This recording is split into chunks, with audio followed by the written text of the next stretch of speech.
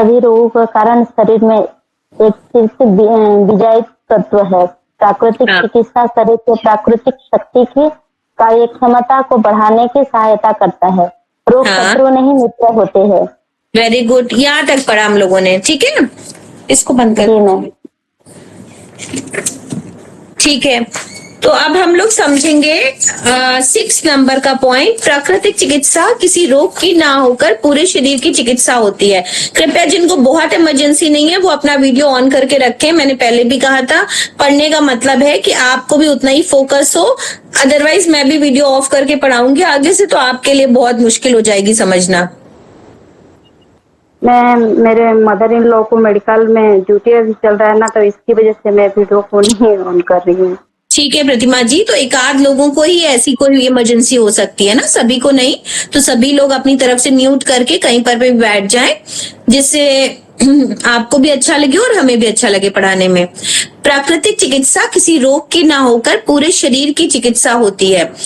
जैसे मैंने उस दिन भी समझाया था कि अगर मान लीजिए आपके एक कंधे में दर्द है, तो हम ये रूट कॉज पे अगर हमें प्राकृतिक चिकित्सा करनी है तो हम ये समझेंगे कि रूट लेवल पे क्यों कंधे में दर्द हो रहा है ना। तो रूट लेवल पे हम पहले ये समझेंगे कि क्या व्यक्ति झुक करके बैठता है, या मोबाइल ज्यादा कर रहा है, या लेट करके पढ़ रहा है, या मोबाइल कर रहा है ज्यादा टाइम। तो हम उसकी पोस्चरल थेरेपी पे ध्यान देंगे। और क्या करेंगे, रूट लेवल पे हम ये समझेंगे कि उसके बैक ऑफ नेक पे सर्वाइकल हो रहा है क्या, जिससे फ्रोजन शोल्डर हो रहा है, या उसको हाई बीपी बहुत दिनों से रहता है तो उसको फ्रोजन शोल्डर हो रहा है। तो ऐसे हम उसकी रूट लेवल पे, जड़ पे कि किस वजह से हो रहा है पता लगाएंगे। और इसके साथ साथ हम उसको गर्दन के पीछे भी चिकित्सा करेंगे, कंधे की तो करेंगे ही करेंगे, जिससे कि ऐसा ना हो कि ये कंधा ठीक होने के बाद इस कंधे में दर्द आ जाए। ठीक है ना, क्लियर है। तो प्राकृतिक चिकित्सा में हम एक पर्टिकुलर रोग की चिकित्सा नहीं करते, पूरे शरीर की चिकित्सा करते हैं। जैसा इसके पहले वाले पॉइंट में हमने डिस्कस किया कि प्राकृतिक चिकित्सा से हम इम्यूनिटी इनहेंस करते हैं, प्रतिरक्षा तंत्र अच्छा करते हैं, वो खुद ही ठीक करता है ना। तो जैसे आपका मान लीजिए डायबिटीज है, तो डायबिटीज में हम ऐसा नहीं है सिर्फ पेट की चिकित्सा करेंगे, हम पूरे शरीर का भाप स्नान भी देंगे, हम कटी स्नान भी देंगे, हम सर्वांग मिट्टी का लेप भी करेंगे, हम सनबीम थेरेपी की चिकित्सा भी उसमें देते हैं। तो इस कारण से पूरे शरीर की चिकित्सा करते हैं और पूरे शरीर को एक साथ फायदा होता है। इसको पढ़ देती हूं मैं, इसमें देखूंगी क्या लिखा है आपके में। चिकित्सा की अन्य पद्धतियों में रोगी के रोग की चिकित्सा पर जोर दिया जाता है, परंतु प्राकृतिक चिकित्सा पद्धति में रोगी के पूरे शरीर की चिकित्सा करके और उसे स्वस्थ तथा कायात्मिक बनाया जाता है। प्राकृतिक चिकित्सा प्रणाली से प्रत्येक रोग को अच्छा किया जा सकता है, पर प्रत्येक रोगी को नहीं, क्योंकि रोगी का अच्छा होना ना होना कई बातों पर निर्भर करता है। जैसे रोगी के शरीर में विजातीय द्रव्य की मात्रा कितनी है, यथेष्ट जीवन शक्ति है या नहीं, रोगी में धैर्य की सीमा कितनी है, उसकी मनोस्थिति कैसी है, तथा उसके परिवार की सहायता कितनी मिल रही है। कितना अच्छा लिखा है। देखिए, नेचुरोपैथी से कैंसर का ट्रीटमेंट होता है कि नहीं, नेचुरोपैथी से स्लिप डिस्क ठीक होता है कि नहीं, नेचुरोपैथी से ऑर्थराइटिस ठीक होता है कि नहीं, नेचुरोपैथी से कोल्ड एंड कफ ठीक होता है कि नहीं। ये इस पे निर्भर करेगा कि व्यक्ति में कितना पेशेंस है, और किस पे निर्भर करेगा कि व्यक्ति का घर परिवार कितना सपोर्ट कर रहा है। घर गया, अरे ये कुछ नहीं होगा तुम्हारे मिट्टी लगाने से, तुम बिल्कुल ऐसे ही रहोगे, उसमें ज्यादा पैसा नहीं बर्बाद करो, समय बर्बाद कर रहे हो। फिर ये होता है पारिवारिक माहौल आपको कैसा सपोर्ट कर रहा है प्राकृतिक चिकित्सा को लेकर के, आपका अपना कितना सिस्टम ठीक ठाक है, वाइटलिटी जैविक शक्ति कितनी बची है, ये किस पे निर्भर करेगा। जैविक शक्ति कि आपने कितने दिन दवा खाने के बाद हमारे पास आए हैं। तो ये सारी चीजें निर्भर करती हैं कि आपको फायदा कितना हो रहा है या कौन सी बीमारी ठीक होती है। तो पूरे शरीर की चिकित्सा होती है, एक होलिस्टिक हेल्थ का ट्रीटमेंट है। शरीर पे काम करेंगे तो भी मन अच्छा होगा, मन पे काम करेंगे तो शरीर अपने आप अच्छा होगा। तो इस तरीके से ये पूरे शरीर की चिकित्सा है। प्राकृतिक चिकित्सा एक कला के साथ साथ विज्ञान भी है। सॉरी, 7th पॉइंट, प्राकृतिक चिकित्सा एक कला के साथ साथ विज्ञान भी है। कौन समझाएगा, कौन फ्री है थोड़ा सा जो बैठे हैं सामने, उनमें से कोई बताएगा कि क्या कहने का मतलब है कि प्राकृतिक चिकित्सा एक कला के साथ विज्ञान भी है?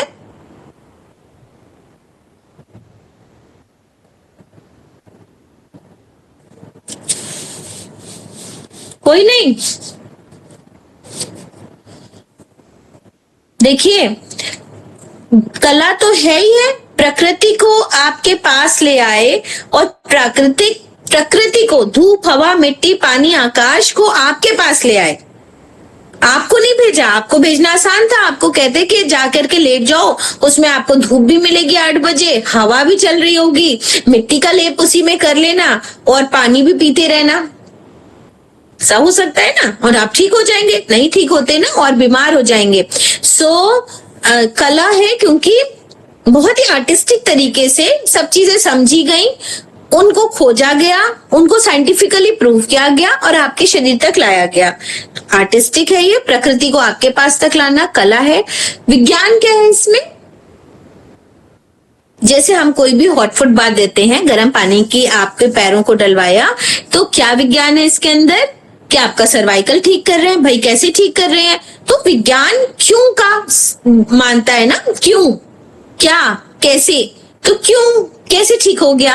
तो पैरों को जब हमने गर्म पानी में हॉट फुट बाथ के लिए डाला, तो जो पढ़ना चाहते हैं पूरा साइंस अवेलेबल है कि पैरों की कैपिलरीज में वेसोडाइलेशन होगा। जब कैपिलरीज फैलेंगे गर्माहट पाके, तो अपर बॉडी से ब्लड तेजी से नीचे पैरों की तरफ आएगा, ऊपर की बॉडी में हल्का कंजेशन हल्का हो जाएगा क्योंकि ब्लड के साथ ही कफ जमा है।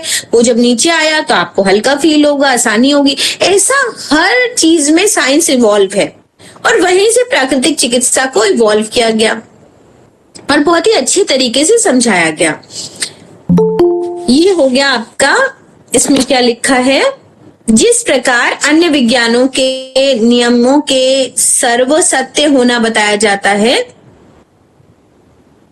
उसी प्रकार प्राकृतिक चिकित्सा के नियमों का कहीं भी परीक्षण किया जा सकता है, वे सदैव सही होते हैं। तो बहुत बार हॉट फुट बाथ लेने के बाद आप ब्लड प्रेशर चेक कर सकते हैं। तो इस तरीके से आप बहुत सारी विधियों द्वारा, आज ही एक पेशेंट आए, उन्होंने अपना वजन लिया, ठीक है भाई, 2 घंटे ट्रीटमेंट के बाद भी वो बोले मुझे वजन लेना है। तो मैंने कहा ले लीजिएगा, मतलब अभी आप ट्रीटमेंट से आए हैं, कभी कभी क्या होता है और थकान हो जाती है और तनाव से वजन बढ़ता है। तो मैं ऐसे, क्योंकि वो वजन नहीं कम करने के लिए आए थे, अपने शरीर की शुद्धिकरण के लिए आए थे और 72 साल का व्यक्ति था, तो मैंने कहा ले लीजिएगा आराम से, अभी तो आप हैं कल परसों। उन्होंने उत्सुकता वक्त नहीं, मैं आज ही देख लूं, 2 घंटे ट्रीटमेंट कराया है, तो पूरा 1 किलो वजन कम था, पूरा 1 किलो, जो मुझे याद भी नहीं था। तो उन्होंने क्या, steam bath, full body massage, मिट्टी की पट्टी, गर्म ठंडी सिकाई, एनिमा, इतना आपने 2 घंटे में कार्यक्रम हुआ। तो इसका इतना, जो बॉडी में टॉक्सिन्स थे वो सब निकल गए। तो एक किलो जो कम करने में छींके आ जाती हैं लोगों को। जिम जाते हैं, प्रोटीन शेक पीते हैं, क्या भाई 1 किलो कम कर पाए 1 महीने में या 15 दिन में? जहां पे नेचुरोपैथी, प्राकृतिक चिकित्सा अगर सही तरीके से, सही मनोस्थिति में ली जाए, तो 1-2 घंटे की सिटिंग में 1 किलो वजन कम होता है। सो समझने वाली बात है। चलिए आगे बढ़ते हैं। प्राकृतिक चिकित्सा के सिद्धांतों का पालन करना प्राकृतिक चिकित्सक के लिए अनिवार्य होता है, तभी वह अपने अभीष्ट लक्ष्य की प्राप्ति कर सकता है। तो सिद्धांत पालन करना तो अपनी जगह है, पर सबसे सुंदर बात यह है कि सिद्धांतों को याद रखना, क्योंकि आपको संतुष्ट करना है लोगों को, अपने आप को भी। इसके पहले ये पेजेस पहले के रह गए क्योंकि उस दिन लोग बहुत कम जुड़े थे, तो हम लोग पहले परिभाषा पढ़ ली जाए और नेचर क्योर का मीनिंग पढ़ लिया जाए। प्राकृतिक चिकित्सा की परिभाषा, लुई कुने, इनका नाम सभी जानते हैं, कुने लोइस लिखा है इसमें, लुई कुने भी है, एक ही है। तो कुने लोइस कहते हैं प्राकृतिक प्रणाली जिसका कि चिकित्सा के रूप में उपयोग करते हैं तथा जो दूसरी पद्धतियों से गुण में बहुत अच्छी है, बिना औषधि या ऑपरेशन के उपचार की आधारशिला है। ठीक है, सारी बातें इन्होंने अपनी एक लाइन में कह दी। जुस्सीवाला, JS, ये डेफिनेशंस आपको याद होनी चाहिए और इसी तरह याद होनी चाहिए। तो इनको समझ के, लिख के याद करिए। ऐसा नहीं है कुछ भी बता दिया। जब आपको समझाने को कहा जाए ना, तो आपको समझाना चाहिए, जैसे भी समझा दीजिए। पर जब आपको परिभाषा लिखनी होती है तो आपको एकदम उसी तरह लिखना चाहिए कि लोइस कुने ने कहा, प्राकृतिक प्रणाली जिसका कि चिकित्सा के रूप में उपयोग करते हैं, जो दूसरी पद्धतियों से गुण में बहुत अच्छी है, बिना औषधि या ऑपरेशन के उपचार करती है। अब इसमें ना तो अच्छी बात हमको पता है कि किसी का भी दुष्प्रभाव नहीं है इस पद्धति पे, पर हम क्योंकि लोई कुने ने ऐसा नहीं कहा तो उसमें नहीं लिख सकते हैं, फिर उस पर मार्क्स नहीं मिलेंगे। ये बात आप लोग जानते हैं, तो उसी हिसाब से इसको याद कीजिए कि परिभाषाएं 3 ही दी हैं, तो 3 को लिख करके एकदम उसी प्रकार से कंठस्थ किया जाए। जुस्सा वाला JS, प्राकृतिक चिकित्सा एक विस्तृत शब्द है जो रोगोपचार के उन सभी प्रणालियों के लिए उपयोग किया जाता है जिसका उद्देश्य प्राकृतिक शक्ति एवं शरीर की रोग प्रतिरोधक क्षमता के साथ सहयोग करना है। यह व्याधि से मुक्त करने का एक भिन्न तरीका है जिसका जीवन, स्वास्थ्य एवं रोग के संबंध में अपना स्वयं का एक दर्शन है। ठीक है, तो जुस्सा वाला JS ने इस तरह की परिभाषा दी जिसमें रोग प्रतिरोधक क्षमता की बात की, जिसमें स्वास्थ्य और रोग के संबंध में अपना एक दर्शन है इसकी बात की। तो छोटे छोटे की पॉइंट्स आपको डिफरेंट मिलेंगे और उनको आपको याद करना होगा। बेंजामिन हैरी, इन तीनों की बुक्स बहुत अच्छी हैं पढ़ने में, आप अलग से भी ले सकते हैं। बेंजामिन हैरी प्राकृतिक चिकित्सा व्याधि से मुक्त करने तथा रोग का दर्शन है। प्राकृतिक चिकित्सा शरीर की स्वयं की आंतरिक सफाई या एवं शुद्धिकरण की स्वीकृति देती है। इस प्रकार ये अशुद्धता एवं अनुपयोगी पदार्थ जो कि अधिक वर्षों के कारण एकत्र हो गए थे तथा जो सामान्य कार्य में बाधा उत्पन्न करता था उसे निकाल फेंकता है। ये और भी सरलीकरण कर दिया, सारा जैसे भी है वैसा वैसा उन्होंने लिख दिया। ठीक है, अब नेचर क्योर का विस्तृत अर्थ अगर विश्लेषण करें तो पूरी तरह से स्पष्ट हो जाता है। 2 मिनट मुझे दें, 2 मिनट भी नहीं लगेंगे, कम बैक।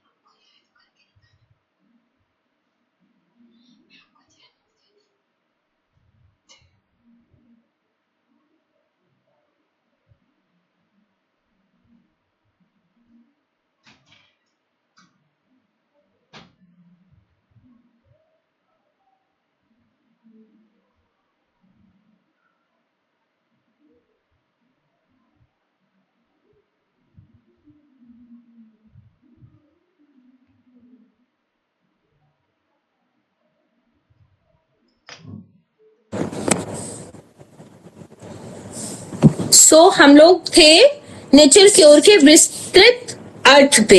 हालांकि इसमें इंग्लिश में लिखा है पर समझ सकते हैं आप अच्छे से। Nature NATURE and cure CURE।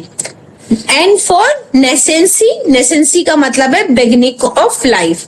तो प्राकृतिक चिकित्सा उतनी पुरानी है उतनी पुरानी जितना हमारा जीवन शुरू है। जब से जीवन है तब से प्राकृतिक चिकित्सा है।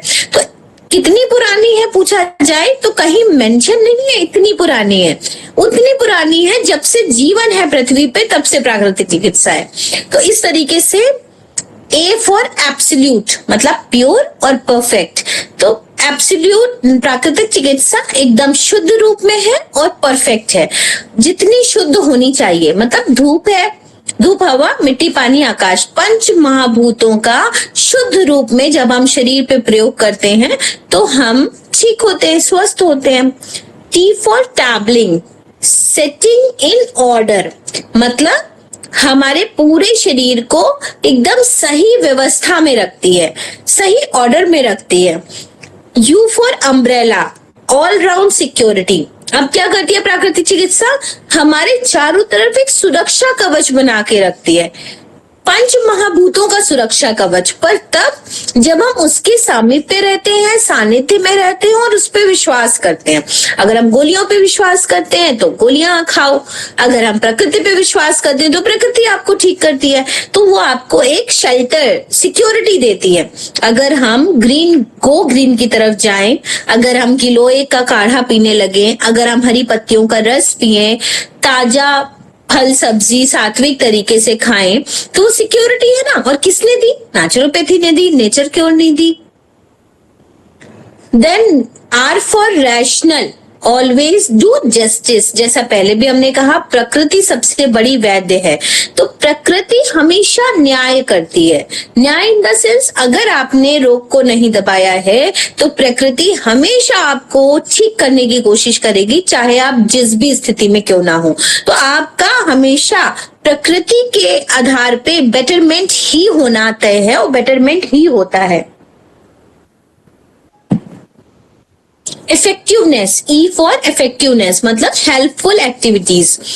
प्राकृतिक चिकित्सा की जो भी ट्रीटमेंट है, चिकित्सा है, तरीका है, वो बहुत ही प्रभावशाली होता है। कॉन्सिटाइजेशन, टू मेक अवेयर। प्राकृतिक चिकित्सा आपको जागरूक करती है, आपको ठीक तो करेगी, बाकी क्या होगा, आपको अपनी पूरी जीवन शैली के लिए जागरूक करती है कि अब आपको ऐसे चलना है जिससे आप जीवन भर स्वस्थ रह सकते हैं। ऐसा कोई और चिकित्सा पद्धति करती है? नहीं करती। होम्योपैथी भी नहीं करती। वहां पर अपने अपने फॉर्मूलाज हैं, यहाँ पर जीवन शैली में बदलाव करके जीवन शैली सिखा देते हैं और आपको कह देते हैं कि भाई आप अपने हाथ में, अब आपका स्वास्थ्य है, आप हमेशा स्वस्थ रह सकते हैं। Unity of disease and unity of treatment.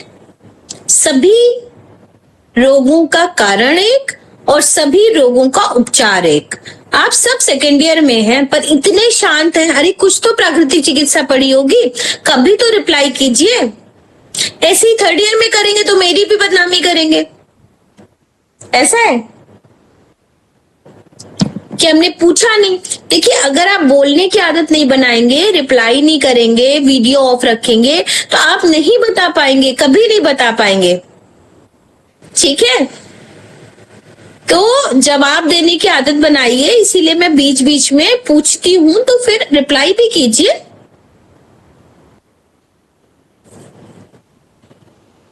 You for unity of disease and unity of treatment, है ना। सभी रोग एक, कारण एक, निवारण एक, मतलब सारे रोगों का कारण एक ही है, विजातीय द्रव्य, और सभी रोगों का निवारण एक है, टॉक्सिन्स को बाहर निकाल दीजिए।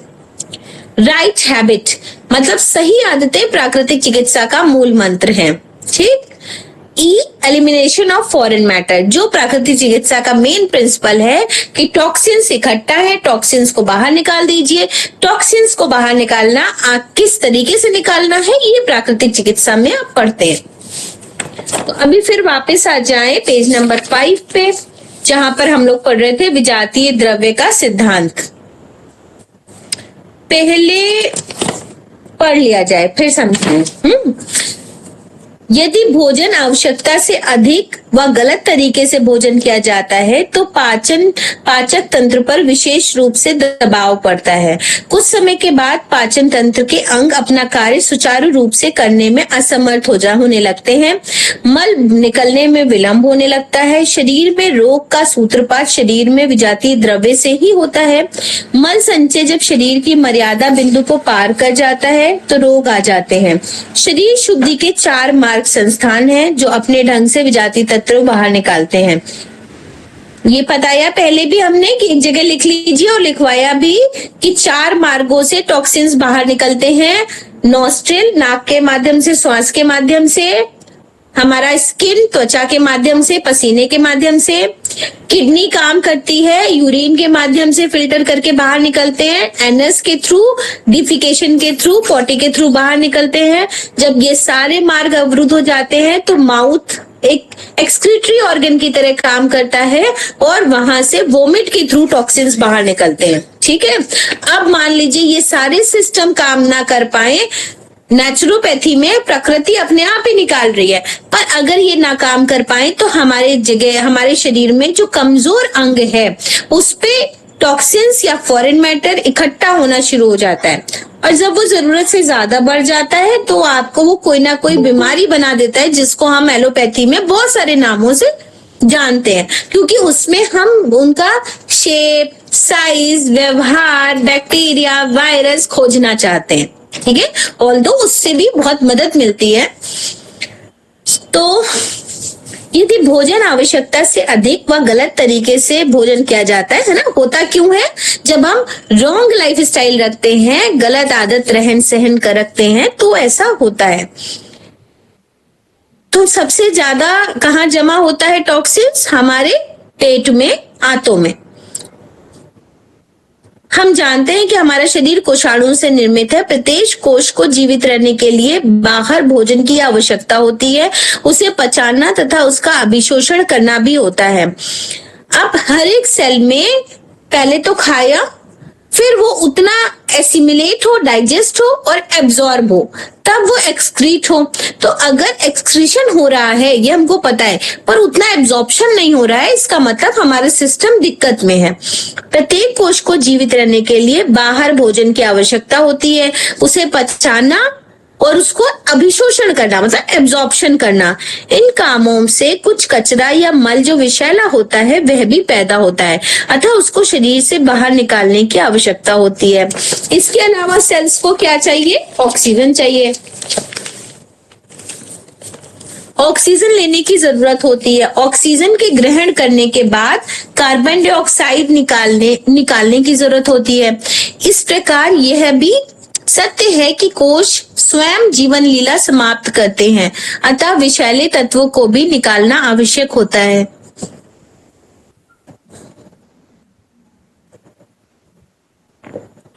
यदि सफाई करने वाले इन अंगों, फेफड़ों, त्वचा, गुर्दे और आंतों पर अधिक भोजन या अपच्य भोजन के द्वारा एवं अनुपयुक्त जीवन पद्धति के द्वारा दबाव डाला जाए तो विजातीय पदार्थ शरीर में संचय होने लगते हैं और सामान्य कार्य में अवरोध उत्पन्न होने लगता है। ठीक है, तो समझ में आया? फेफड़े काम कर रहे थे हमारे ऑक्सीजन कार्बन डाइऑक्साइड निकालने का, त्वचा काम कर रही थी पसीने के माध्यम से गंदगी निकालने का, गुर्दे काम कर रहे थे यूरिन के माध्यम से जो टॉक्सिक मटेरियल जनरेट हुआ, जो एब्जॉर्प्शन के दौरान हुआ कि हम अवशोषण कर लिया है, अब ये बेकार है हमारे शरीर के लिए, वो हुआ। आंतों के पर अधिक दबाव पड़ता है ना, और ये आंतों पर अधिक दबाव क्या करता है? जब नहीं निकल पा रहा है तो वो एक्यूमुलेट होने लगता है, संचय हो जाता है, जिसको हम विष या विजातीय द्रव्य या फॉरेन मैटर कहते हैं। किस किस कारण से होता है? अब पहले तो 4 जो मार्ग हैं वो अवरुद्ध हुए, एक्सक्रीशन पूरी तरह नहीं हो पाया। एक्सक्रीशन होना ही चाहिए क्योंकि हम जो खा रहे हैं हमें ऊर्जा चाहिए, हम पानी भी पी रहे हैं अगर, तो उसमें कुछ चीजें अवशोषित हो रही हैं, कुछ टॉक्सिन्स बन रहे हैं जो यूरिन के माध्यम से, पसीने के माध्यम से, फीकल मैटर बनेगा, सलाइवा बनेगा, तो ये सब निकलना ही है। अगर ये नहीं निकलते हैं तो ये टॉक्सिन्स के रूप में जमा हो जाते हैं। अब क्या है? विजातीय द्रव्य। अब ये बना ही क्यों बना? तो इसके 4 कारणों से गैस बनती है शरीर में। गैसों का बनना, टेम्परेचर डिफरेंस, कभी ठंडा है, कभी बारिश है, कभी कैसा है, टेम्परेचर डिफरेंस है हमारे में। मन की दशा में परिवर्तन, है ना, तो सबसे बड़ा रोग हमारा मन में है। आज साइकोसोमैटिक डिजीजेस बढ़ रही हैं क्योंकि शरीर में जहां पेन है, हम टेस्ट कराते हैं पर कुछ भी नहीं निकलता, पर पेन तो है, फीवर तो है, पता ही नहीं चल रहा है। तो ये जो साइकोसोमैटिक डिसऑर्डर्स हैं ये मन में है। मन की दशा व्यथित है या अच्छी नहीं है या बहुत गुस्सा है, क्रोध है, तो ऐसी कंडीशंस भी कभी कभी आपके अंदर टॉक्सिन्स को एक्युमुलेट करती हैं, पूरी तरह बाहर नहीं जाने देती हैं, जो कि एक्युमुलेट होकर के आपको बीमारी कहीं और दिखा रही है।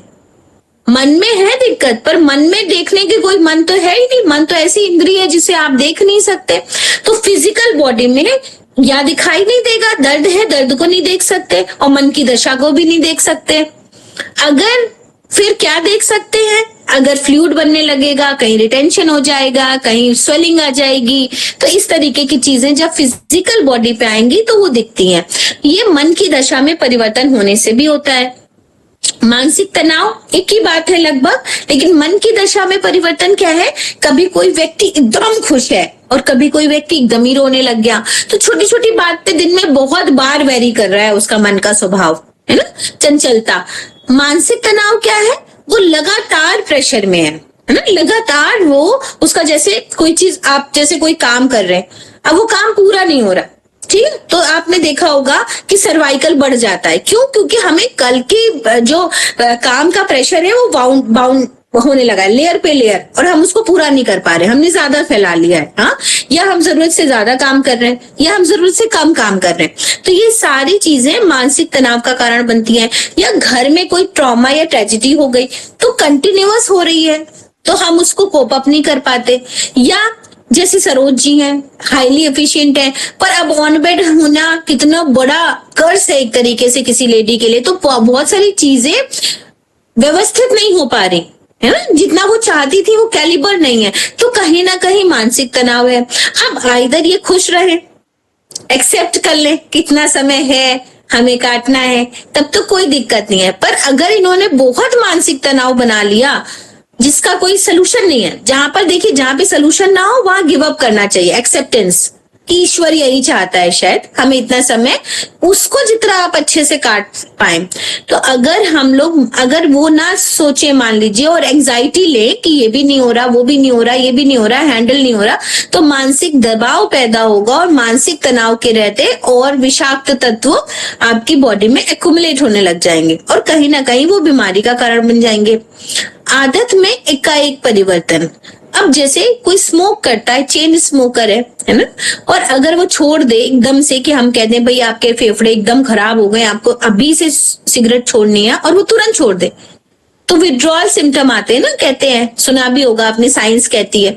तो मतलब उसको आदत थी उस चीज की और आप एकदम से उसके अगेंस्ट नहीं जा सकते। इसी तरह ऐसे ही समझिए कि आप दवा खाते हैं, जैसे थायराइड की दवा कोई खा रहा है, हम कहें हम छुड़वा देंगे एक दिन में, क्यों भाई? जो खा रहा है केमिकल या कैप्सूल, शरीर को उसकी आदत है ना, नहीं छूटती एक दिन में तो उसी तरह से जितना बड़ा हो जाता है। हाँ, तो 1 साल लगाना चाहिए, धीरे धीरे धीरे धीरे 3 महीने बाद कम कीजिए और कम कीजिए और कम कीजिए, फिर उसका ऑल्टरनेट देखिए, है ना, होम्योपैथी या आयुर्वेदा में, फिर धीरे से छोड़िए। ऐसे समझ लीजिए कि आपका कोई नियर वन डियर वन जो आपके पास डेली आप जिससे मिलते हैं वो एकदम से गायब हो जाए, तो शरीर की मनोदशा क्या है? तो इसलिए किसी की भी आदत में अचानक परिवर्तन नहीं करना चाहिए। इसीलिए शादी के बाद बहुत सारी परेशानियां फिजिकल बॉडी में दिखने लगती हैं, ठीक है। वो फिजिकल बॉडी की समस्याएं नहीं होती है इतनी, जितनी उनके क्या क्या परिवर्तन हुआ, मन की दशा में परिवर्तन हुआ और उससे भी ज्यादा आदत में परिवर्तन हुआ, है ना। तो खासकर लड़की की आदत में परिवर्तन हुआ कि वो किस परिवेश में रह रही थी और किसी और घर में आके उसको किस परिवेश में रहना पड़ रहा है। तो बहुत सारी जो उसकी दिक्कतें आती हैं, दिखने लग जाती हैं, वो आदत में परिवर्तन के कारण होती हैं कि आदत तो थी नहीं ऐसी, पर हमको ऐसी करनी पड़ी। अच्छी या बुरी कैटेगराइज हमने किया है ना, हम अभी अच्छे बुरे पे नहीं जा रहे कि वहां हम 11 बजे सोते थे या यहाँ जल्दी उठ जाते हैं या यहाँ जल्दी उठना पड़ रहा है या प्रेशर है, नहीं, इसकी बात ही नहीं करी। जो उसकी आदत है उसके अगेंस्ट उसको परिवर्तन करना पड़ा, तो फिजिकल बॉडी में प्रॉब्लम दिखने लग जाती हैं। तो ये जो शरीर में गैसें बनती हैं, ये सिर्फ खाने से नहीं बनती हैं।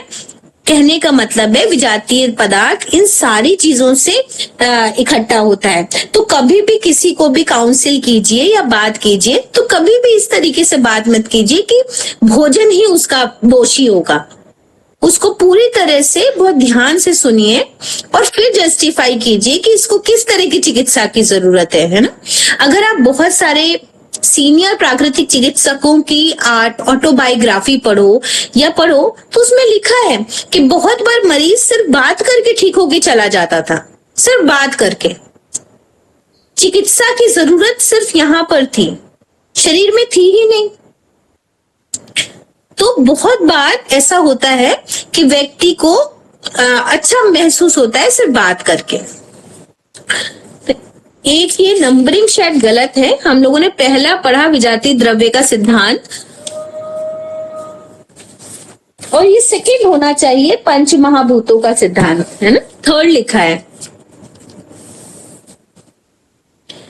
पंच महाभूतों का सिद्धांत क्या है? मानव शरीर की रचना 5 तत्व मिट्टी, जल, वायु, अग्नि, आकाश से हुई है। जैसे क्षितिजल, पावक, गगन समीरा, पंच रचित यह अधम शरीरा।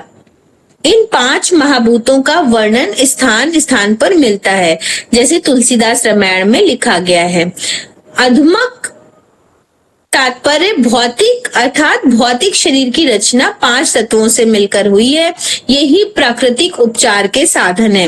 इनमें से 4 तत्व पृथ्वी, जल, वायु और अग्नि भोजन की श्रेणी में आते हैं और 5वां तत्व आकाश उपवास के द्वारा प्राप्त किया जाता है। ठीक है, तो बाकी चीजें क्या है जो हमें दिख रही हैं, पर आकाश तत्व हमें दिख नहीं रहा। आकाश मतलब रिक्त स्थान, खाली जगह। तो जब बहुत ठूस ठूस कर भरेंगे, कोई खाएगा तो हम उसको देख करके समझ जाते हैं कि इस व्यक्ति में आकाश तत्व की कमी है। आकाश तत्व बढ़ाने के लिए क्या करेंगे? उपवास कराएंगे। इसीलिए समय समय पर ऋषि मुनियों द्वारा या हमारे धार्मिक ग्रंथों में, हर तरीके के ग्रंथों में उपवास का कल्चर है ना, फास्टिंग थेरेपी का कल्चर है। और इसलिए कल्चर है कि उससे शरीर को शुद्धि किया जाता है। और सिर्फ वही ऐसी चीज है जिसको इस तरीके से जोड़ करके आप चिकित्सा आगे कर सकते हैं। ये ही प्राकृतिक उपचार के साधन है। इनमें से 4 तत्व पृथ्वी, जल, वायु और अग्नि भोजन की श्रेणी में आते हैं और 5वां तत्व आकाश उपवास के द्वारा प्राप्त किया जाता है। शरीर रचना में मुख्य प्रमुख तत्व आकाश और इसकी महत्वपूर्ण भूमिका जीवनी शक्ति की वृद्धि करने में देखी जा सकती है। प्राचीन भारतीय धर्म ग्रंथों एवं शास्त्रों में स्पष्ट रूप से लिखा गया है कि आकाश से वायु, वायु से अग्नि, अग्नि से जल और जल से पृथ्वी की उत्पत्ति हुई है। इसको अंडरलाइन कर लीजिए। आकाश से वायु, वायु से अग्नि, अग्नि से जल और जल से पृथ्वी की उत्पत्ति हुई है। मिट्टी, जल और वायु और अग्नि तत्व शरीर के निर्माण में प्रत्यक्ष परिलक्षित होते हैं, जबकि अति उपयोगी एवं प्रभावकारी आकाश तत्व अप्रत्यक्ष रूप से शरीर को निर्मल, शुद्ध एवं दीर्घजीवी बनाता है। जब तक इन 5 तत्वों का समुचित संतुलन बना रहता है, तब तक व्यक्ति निरोगी रहता है। यहाँ पर इन 5 महाभूतों का वर्णन पृथक पृथक कर रहे हैं। तो अब हम लोग एक एक 5 महाभूतों में एक एक तत्व के बारे में बात करेंगे।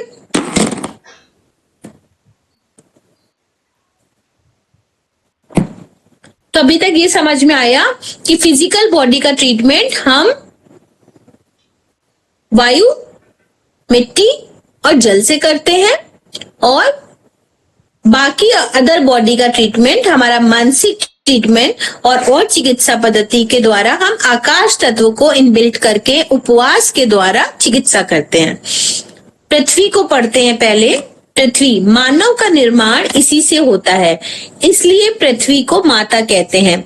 इसका संबंध जल, वायु, अग्नि तथा आकाश से है। मानव के जीवन के लिए समस्त खाद्य पदार्थ, चाहे अनाज हो या विविध प्रकार की फल सब्जियां, अथवा पशुओं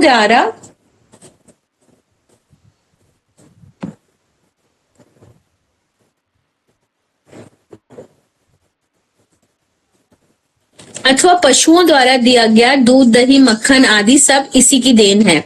मिट्टी और मानव का संबंध शाश्वत है और यही कारण है कि मिट्टी जीवन के लिए अनिवार्य है।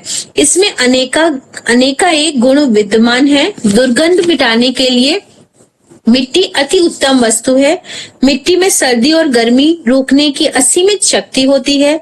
विलक्षण विद्रक क्षमता के कारण बड़े बड़े फोड़े पर मिट्टी की पट्टी रखने से वह उसे पका देती है, बहा देती है तथा घाव को भी भर देती है। मिट्टी में का शोषण करने की क्षमता, विषाक्त पदार्थों को शोषण करने की क्षमता है। इससे रोगों को दूर करने की क्षमता होती है, क्योंकि मिट्टी में संसार की सभी वस्तुएं रासायनिक नहीं हो सकते हैं, सभी वस्तुएं होती हैं। ठीक है, तो अब ऐसा सुन के कहीं घाव पर मिट्टी मत रख लीजिएगा। धीरे धीरे जब हम लोग मड थेरेपी पढ़ेंगे तो हम ये जानेंगे कि अगर कहीं पर कटा हुआ घाव है तो वहां पर हम डायरेक्ट मिट्टी का लेप नहीं करते हैं, इन्फेक्शन बढ़ जाता है। जब हमारा वाउंड कटा हुआ ना हो वुंड, तो वहां पर हम मिट्टी का लेप कर सकते हैं। जैसे एक्जिमा है वहां पर मिट्टी का लेप किया जा सकता है। पर अभी कटा हुआ वुंड होता है तो हम उस पे पहले सूती मार्किन की कपड़े पे मिट्टी रखते हैं और उसके बाद मिट्टी को बांधते हैं। ठीक इसी तरह पेट पर मिट्टी की पट्टी indigestion, constipation, gastritis, acidity, colitis, ulcer, इन सभी चीजों में फायदा करती है। मिट्टी की पट्टी आंखों पर रखे तो क्या होता है, वहां पर कूलिंग देती है। तो जैसा कि बताया कि नॉर्मलाइज करती है। अगर पेट की गर्मी खींचनी है तो भी मिट्टी की पट्टी रखेंगे, और बहुत तेज गर्म है पेट तो भी हम पेट पे मिट्टी की पट्टी रखेंगे, जिससे वो उसके तापमान को बैलेंस कर देती है, मैनेज कर लेती है। और फोड़े पर मिट्टी की पट्टी, जैसे अब फोड़ा फूटा नहीं है तो आप चारों तरफ मिट्टी का मोटा मोटा लेप लगा सकते हैं। मिट्टी हम सीधे जमीन से निकाल के कभी भी इस्तेमाल नहीं करते हैं, वेरी वेरी हार्मफुल। जब आप 2-3 फीट नीचे की मिट्टी निकालते हैं उसको धूप में सुखाइए 2 दिन, छानिए और फिर छान के रखिए। अब वो मिट्टी आपके इस्तेमाल के लिए तैयार है, तब आप उसको रात में भिगो दीजिए और सुबह इस्तेमाल कीजिए। अलग अलग कंडीशंस में गरम मिट्टी, ठंडी मिट्टी, ऐसा करके चिकनी मिट्टी, मुल्तानी मिट्टी, बलुई मिट्टी का इस्तेमाल किया जाता है। तो अभी जब मिट्टी चिकित्सा पूरी पढ़िएगा तब अप्लाई कीजिएगा। समझ आ रहा है सभी को?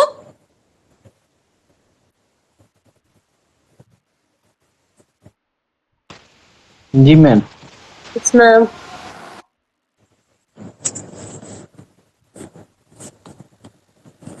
आगे बढ़े। अगली क्लास जब करेंगे ना तो पूछेंगे भी, फिर हम बोलेंगे नहीं, तभी बढ़ेंगे आगे। तो थोड़ा थोड़ा याद भी करते चलिए कि प्राकृतिक चिकित्सा में प्रिंसिपल्स क्या कहते हैं, नाम एटलीस्ट पता हो जाए और आगे विशेषताएं पता हो, सब पता होना चाहिए। याद करते रहिए साथ में, और ध्यान से पढ़ेंगे तो तुरंत याद होता जाएगा। अभी हमने एक तत्व पढ़ा, मिट्टी। अभी इसका एलोबरेशन भी आगे है, तो इसीलिए मैं बीच बीच में बोलती जा रही हूँ कि अभी आप व्यक्ति जो पूछ रहे थे ट्रीटमेंट के लिए, तो आप हड़बड़ाइए नहीं कि अभी हमको चिकित्सा करनी है। अभी पहले पूरी बात समझ लीजिए, चिकित्सा फिर कर लीजिएगा। चिकित्सा तो करनी ही है, पढ़ इसीलिए रहे हैं। जल सभी प्राणियों का आधार है। ये सभी प्राणियों की अमूल्य औषधि है। प्रत्येक जीव जंतु तथा प्रत्येक वनस्पति में जल की पर्याप्त मात्रा विद्यमान होती है, क्योंकि कोई भी शारीरिक क्रिया, चाहे वह भोजन का पाचन ही क्यों ना हो, रक्त संचार क्यों ना हो, द्रव्य के बिना संभव नहीं हो सकती। ये संसार का अनिवार्य तत्व है जिसमें असीमित शक्ति निहित है और जिसका उपयोग मानव विभिन्न प्रकार से करता चला आ रहा है। चिकित्सा के रूप में जल का उपयोग सृष्टि के प्रारंभ से ही होता आया है। व्यक्ति यदि शुद्ध जल का समुचित और संतुलित उपयोग करता है तो वो पूर्ण शक्ति, स्फूर्ति एवं स्वास्थ्य का उपयोग करते हुए दीर्घजीवी एवं निरोगी रह सकता है। जैसा कि आप जानते हैं कि जब हमारा पृथ्वी पर 1/3 हमारा पानी है, इसी तरह हमारी बॉडी में 75 से 78% वाटर है, फ्लूइड्स हैं। तो अगर हम इनको मेंटेन नहीं करेंगे तो हम बीमार हो जाएंगे। तो वाटर का बहुत ज्यादा, जल का हमारे जीवन में महत्व है, हमारे शरीर पे महत्व है, और इसकी एब्सेंस में हम खाने को डाइजेस्ट नहीं कर सकते, स्टोन फॉर्मेशन होता है, स्टूल हार्ड हो जाता है, कॉन्स्टिपेशन होता है, और न जाने कितनी समस्याएं होती हैं अगर आपकी बॉडी में जो फ्लूइड है, जो लिक्विड सिस्टम है, उसको हम बैलेंस ना करें। और अब आप ऐसे देखो तो प्रकृति ने खुद ही हर सब्जी फल में पर्याप्त मात्रा में पानी दिया है, किसी में ज्यादा दिया है, किसी में कम दिया है, पर दिया है ना। और हम क्या करते हैं, हम उसको सुखा करके खाते हैं, तो फिर वो पानी की कमी हो जाती है। शरीर में अगर प्राकृतिक चीजों का प्राकृतिक तरीके से इस्तेमाल करें तो एक्चुअली उतनी पानी की आवश्यकता नहीं है, क्योंकि नेचर ने खुद ही पानी दिया हुआ है। लौकी की सब्जी में पर्याप्त मात्रा में पानी है, खीरे में पर्याप्त मात्रा में पानी है, तरबूज में पर्याप्त मात्रा में पानी है। तो पानी अगर हम नहीं सुखाएं और सब्जियों को एज इट इज ढक के बना दें और उसको पकने लायक पे छोड़ दें, तो उसमें पर्याप्त मात्रा में पानी है। और तब जब आप इस तरह की सब्जियां खाते हैं तो आपने देखा होगा कि आपको उसके बाद प्यास नहीं लगेगी, प्यास तब लगेगी जब एकदम भून भून के आप भिंडी की सब्जी, करारी भिंडी खाएंगे तो आपका पूरे दिन मुंह सूखेगा। अब ऐसी कंडीशन में अगर आप बॉडी को पानी का कंटेंट पूरा नहीं करते हैं तो आपको जरूर नुकसान होने वाला है शरीर को। तो इसलिए अगर प्रकृति के तरीके से रहेंगे तो आप स्वस्थ होते जाएंगे। इसीलिए उषा पान की व्यवस्था है, पानी के अंदर बैठ के रहने की व्यवस्था है। तो ऐसे करके आप जल का उपयोग आने वाले ट्रीटमेंट के दौरान समझेंगे और अच्छा महसूस करेंगे। तो अभी छोटे छोटे तत्वों की चर्चा है जिनके बारे में इटसेल्फ आपको पता है, उसमें ज्यादा परेशान होने की जरूरत नहीं है, बट हाँ थोड़ा थोड़ा आपको पता होना चाहिए। अग्नि, अग्नि का तात्पर्य ऊष्मा से है, सूर्य से है। तो अगर प्राकृतिक चिकित्सा में अग्नि की बात करते हैं तो हम सनबीम थेरेपी की बात करते हैं, सूर्य किरण चिकित्सा की बात करते हैं, धूप स्नान की बात करते हैं, जिससे क्योंकि वो हमारा प्राकृतिक सोर्स है अग्नि का।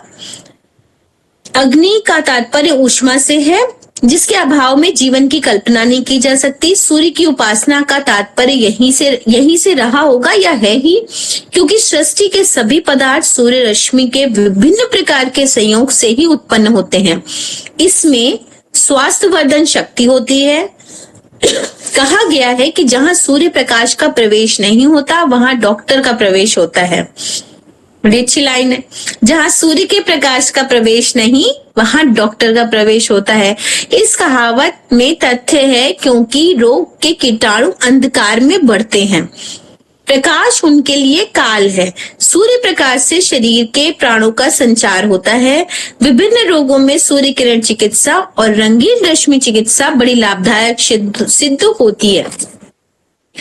तो जहां प्रकाश नहीं पहुंचता वहां डॉक्टर का प्रवेश होता है। तो अभी आपको ये भी पता है कि आज नहीं अनंत कालों से हम धूप में अपने जितने भी रजाई गद्दे हैं उनको डाला करते हैं हाइजीन फ्री करने के लिए, है ना। इसी तरह अगर हम मिट्टी का, अगर सिंपल एक बात बताऊं कि जब हम मिट्टी चिकित्सा करते हैं तो अगर हम बहुत दूर किसी ऑनलाइन कंसल्टेशन दे रहे हो और उनके पास मिट्टी की व्यवस्था इतनी नहीं है कि हर दिन वो लगी हुई मिट्टी को फेंक सके, तो हम कहते हैं उस मिट्टी को 7-8 दिन 10 दिन एकदम तेज धूप में पड़े रहने दीजिए, फिर उसके बाद आप भिगो करके यूज कर सकते हैं। क्या किया हमने, उस मिट्टी ने जितनी आपके शरीर से जर्म्स एब्जॉर्ब किए थे आपको स्वस्थ रखने के लिए, वो डिसइंटीग्रेट हो गए, वो क्लीन हो गए। अब आप उस मिट्टी को फिर से वापस से रीयूज कर सकते हैं। इसी तरह डार्क रूम, अगर कमरे में रोशनी नहीं आ रही है, प्रकाश नहीं आ रहा है, सनलाइट नहीं आ रही है, तो वहां पर जर्म्स कीटाणुओं के पनपने की संभावना 100% होगी। तो जहां पर रोशनी जानी ही चाहिए, रोशनी अगर एक एक कोने तक रोशनी जा रही है तो मतलब वहां पर नई ऊर्जा, नया सृजन, नई शक्ति हो सकती है, ऊर्जित हो सकती है। तो वहां पर जर्म्स, बैक्टीरिया, कीटाणु नहीं आएंगे। इनडायरेक्ट वर्ड्स क्या है, रेजेस तो आ ही रही हैं पर वो हीट दे रहे हैं, तो टेम्परेचर बढ़ाएंगे तो कीटाणु नष्ट होंगे। और ये प्राकृतिक टेम्परेचर बढ़ाएंगे, प्राकृतिक लाइट आपके कमरे में आ रही है, आपके शरीर पर पड़ रही है, सारी बातें।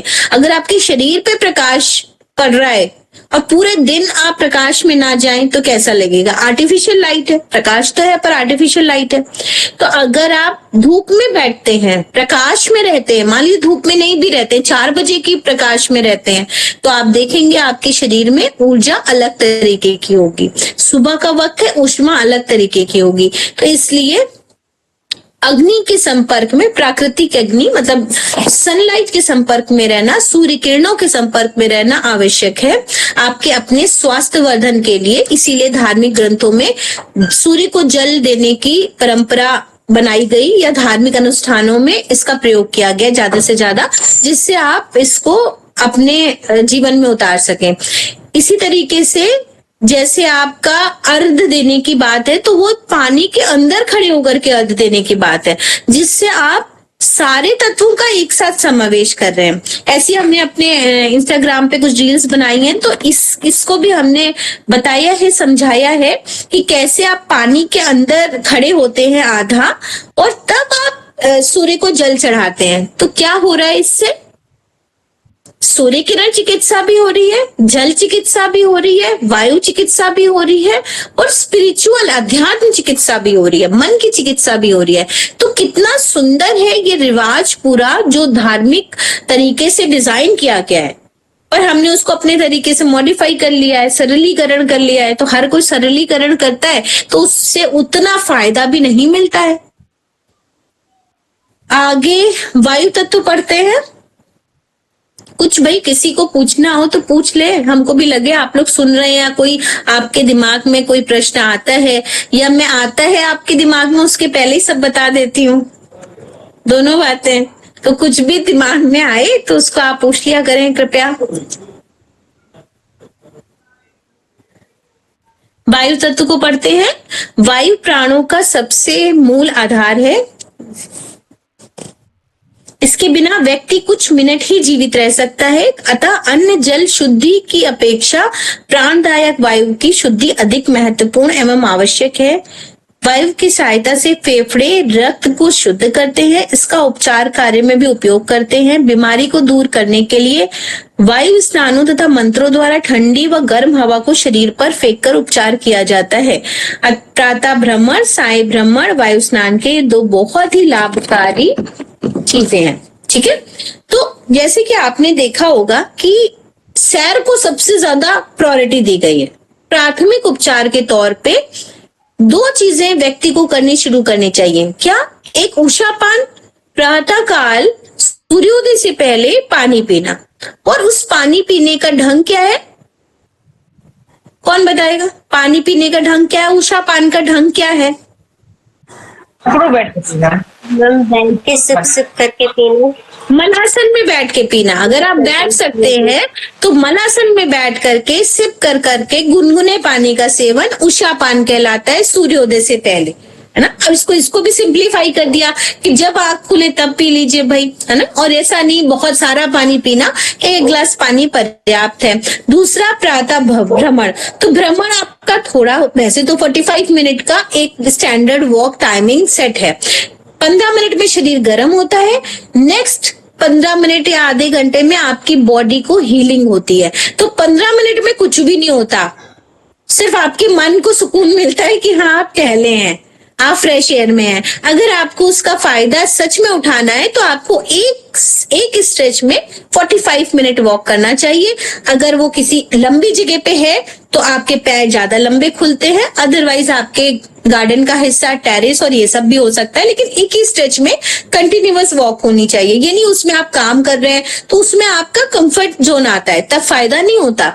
तो ये इसीलिए है कि वायु चिकित्सा आपके अंतर्गत आती है, वायु का संपर्क होता है और हवा आपके शरीर को चाहिए, आपके अंगों को चाहिए, आपके सारे अंगों को चाहिए।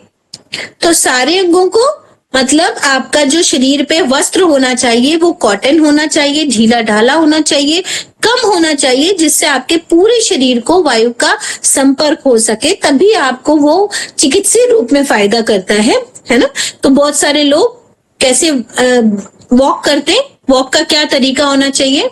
जूते वूते बढ़िया कस लिए, वो आपके घुटने की हेल्थ के लिए अच्छा हो सकता है, आई एग्रीड। हाँ, और फुट ट्रैकिंग बिल्कुल रैक्सिन वाली, और फिर वो पूरा टाइट फिट यहाँ तक और कैप लगा ली और तब टहलने निकल गए, तो उस वायु स्नान थोड़ी हो रहा है, वो प्राकृतिक चिकित्सा नहीं है। फिर आप ठीक है, उसके लिए हम ये कर सकते हैं कि आपने अपनी नी हेल्थ को अच्छा कर सकते हैं। आप उससे आप शूज पहन करके चलने से नी हेल्थ अच्छी हो सकती है।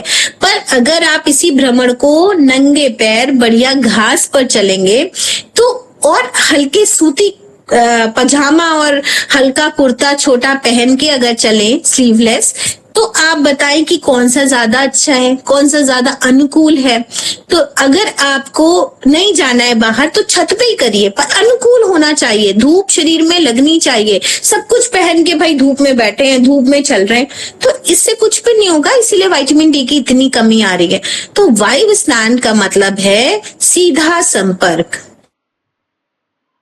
अभी से याद आ गया मुझे, सतगुरु का जैसे मैं कभी सुन रही थी, कोट पढ़ रही थी, तो उनके जो भी आश्रम्स हैं उनमें वायु स्नान का पूरा प्रायोजन है। मतलब जो टनल आती है उससे वायु आ रही है और पहाड़ों से टनल आ रही है। मैंने देखी नहीं भाई, हाँ हमको मत बताना कहाँ पे है क्या है।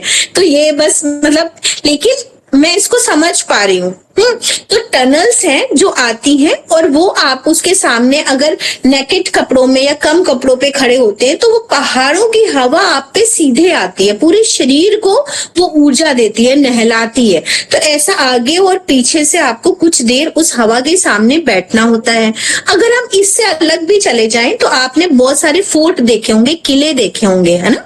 और उन किलों में आपने देखा होगा कि जो भी रानी साहिबा का कमरे हैं, झरोके हैं, तो वो झरोकों से बाहर जो व्यक्ति खड़ा है, नीचे जब हम खड़े हों तो हमें एहसास भी नहीं होता है कि अंदर इतना बड़ा रूम है। कोई भी खड़ा व्यक्ति नहीं दिखता, इतने सारे लोग मूव कर रहे होते हैं ना, इतनी आर्टिस्टिक तरीके से उनको बनाया जाता है। पर जब अंदर कोई व्यक्ति है, वो नेकेड भी खड़ा है तो भी दिखाई नहीं देगा, और अंदर से व्यक्ति वो सारा कुछ देख सकता है बाहर का। तो वहां पर जो धूप और हवा आती है उससे शरीर का संवर्धन होता था, शरीर को ऊर्जा मिलती थी। और बहुत सारा पुराने समय में लोग अपने शरीर को बहुत समय देते थे। समय देने के साथ साथ पूरा वो जलाशयों में स्नान, क्योंकि उनके बने हुए थे तब वो बने होते हैं ना, सरोवर बने होते हैं, उनमें स्नान रहता था पहले। तो आगे आप पढ़ेंगे जल चिकित्सा में। तो सरोवर स्नान सबसे ज्यादा हीलिंग देता है हमारे शरीर को। जो अब क्या है, कभी कभी स्विमिंग पूल में जाएंगे, उसमें 1000 लोग गंदगी कर चुके होंगे, इतने केमिकल्स डाले गए होंगे जो शरीर को अच्छा करने की बजाय और नुकसान कर देते हैं।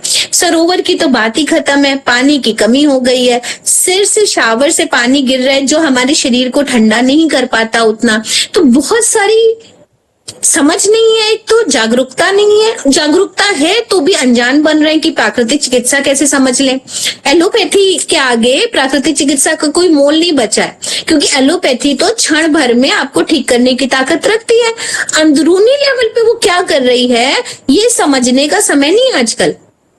हम एक दिन में चुटकियों में खड़े होना चाहते हैं तो स्टेरॉइड लेके खड़े होते हैं, और उसके बाद हम कितने दिन चलते हैं इसके लिए हमारे पास समय नहीं है। हम कितने दिन चलना चाहते हैं और कैसे चलना चाहते हैं। तो अगर ये समझना है तो आपको धूप, हवा, मिट्टी, पानी, आकाश के आप कितने नजदीक हैं ये समझिए।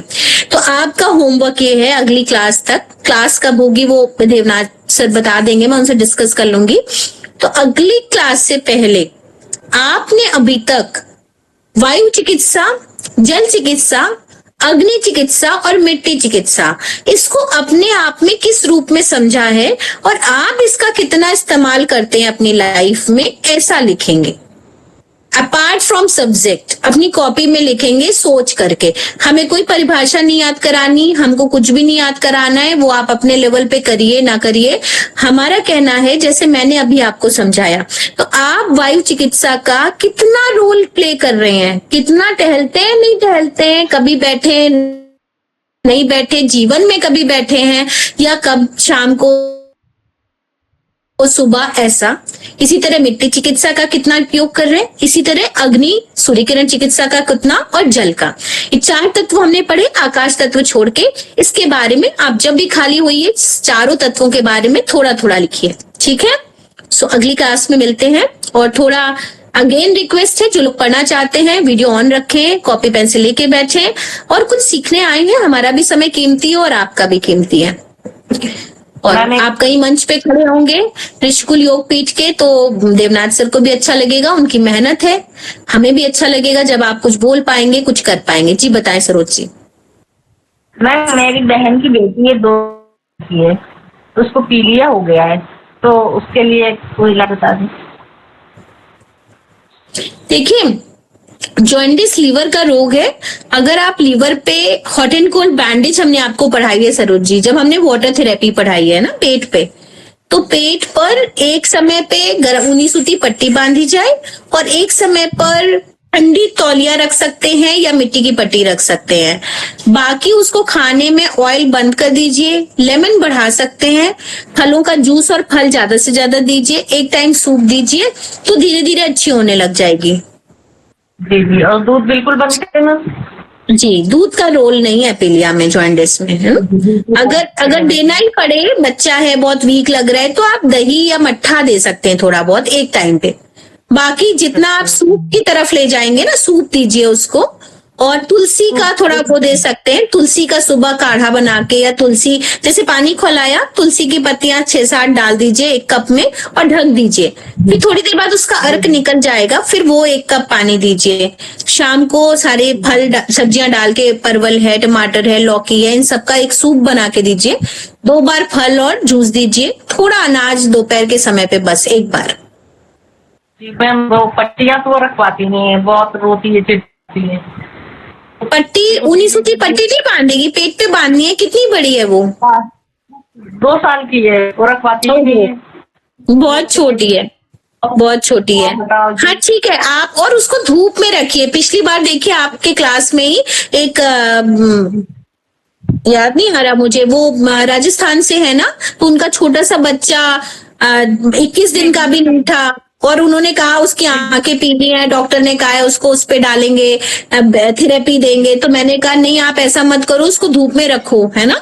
तो जब जैसे जैसे उन्होंने उसको धूप में पड़े रहने दिया, उसकी आंखें खुद ब खुद साफ हो गई और ठीक हो गया वो। तो उसको भी बाहर रखिए थोड़ी देर, जैसे सुबह 8 बजे की धूप है, 9 बजे की, शाम को 4 बजे बाहर रखिए, तो आप देखिए उसको फायदा होगा। 1 घंटे सुबह की जो हल्की धूप होती है ना 7 बजे की, उसको 7 से 8 में बाहर रखिए, बाहर मसाज कर दीजिए उसका, ऐसा करके उसके साथ खेलिए। शाम को थोड़ी देर बाहर रखिए। दी जा सकती है, हाँ जी, मसाज दी जा सकती है, मसाज दी जा जी सकती है। जी, मसाज की जा सकती है, मसाज कीजिए, हाथ पैरों की मसाज कीजिए।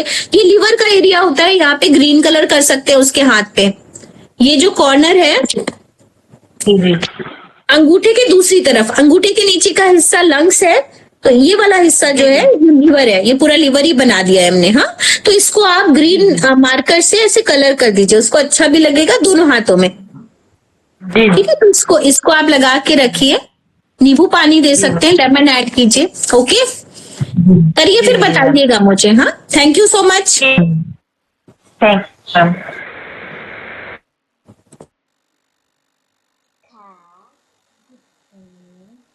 Khi mà